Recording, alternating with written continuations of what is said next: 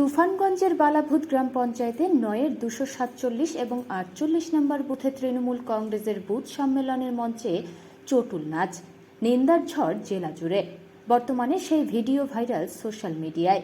মঞ্চে উপস্থিত ছিলেন অঞ্চল সভাপতি সহ স্থানীয় নেতৃত্বরা। একই মঞ্চে চলল চটুল নাচ। বাংলার সংস্কৃতিকে নষ্ট করছে তৃণমূল কংগ্রেস, এমনটাই দাবি বিজেপির। পঞ্চায়েত নির্বাচনের আগে বিভিন্ন জায়গায় তৃণমূল কংগ্রেসের বুথ সম্মেলন অনুষ্ঠিত হচ্ছে। সেই মোতাবেক গতকাল তুফানগঞ্জের বালাভূত গ্রাম পঞ্চায়েতেও বুথ সম্মেলন অনুষ্ঠিত হয়।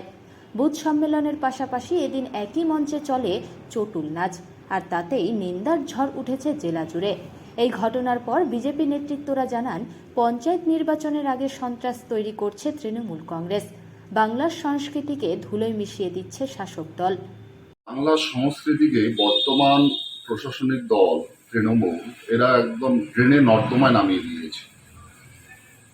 বালাভূতে যে ঘটনাটা, যে বুথ সম্মেলনে একটা চটুল নাচ হচ্ছিল, এটা বাংলার সংস্কৃতি নয়।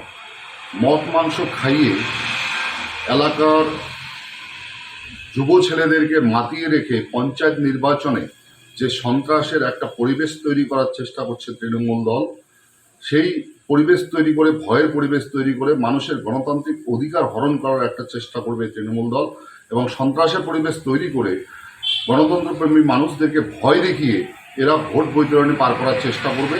কিন্তু সাধারণ মানুষ, গণতন্ত্রপ্রিয় মানুষ, তারা জানে যে গণতন্ত্র কীভাবে সঠিক প্রয়োগ করতে হয়, সেভাবে তারা প্রয়োগ করার চেষ্টা করবে। কিন্তু বর্তমান যেভাবে এরা নোংরা রাজনীতিতে নেমেছে, মানে সংস্কৃতিকে যেভাবে ধুলায় মিশিয়ে দিয়েছে, এর জন্য তৃণমূল কংগ্রেসের কাছ থেকে এদেরকে ধিক্কার জানানোর যেরকম ভাষা নেই, অবশ্য তৃণমূল দলের কাছ থেকে এর থেকে বেশি কিছু পাওয়ার বা বেশি কিছু চাওয়ার আশাও বাংলার মানুষ করে না। বিষয়টা আমার জানা ছিল না। আমি আপনাদের মাধ্যমে আমি কিছুক্ষণ আগে আমি এই বিষয়টা দেখতে পেলাম। যদিও এটা অঞ্চল সম্মেলন ছিল না, চরবালাভূতে বুথ সম্মেলন ছিল। যদিও আমার যাওয়ার কথা ছিল, কিন্তু আমি যেতে পারিনি, শারীরিক অসুস্থতার কারণে আমি যেতে পারিনি। তবে ভিডিওতে যে বিষয়টা দেখলাম, সেটা আমি ব্যক্তিগতভাবে তীব্র নিন্দা করি। কারণ একটা বুথ সম্মেলনের উদ্দেশ্য হচ্ছে কর্মীদের সঙ্গে নেতৃত্বের একটা সমবেত হওয়া।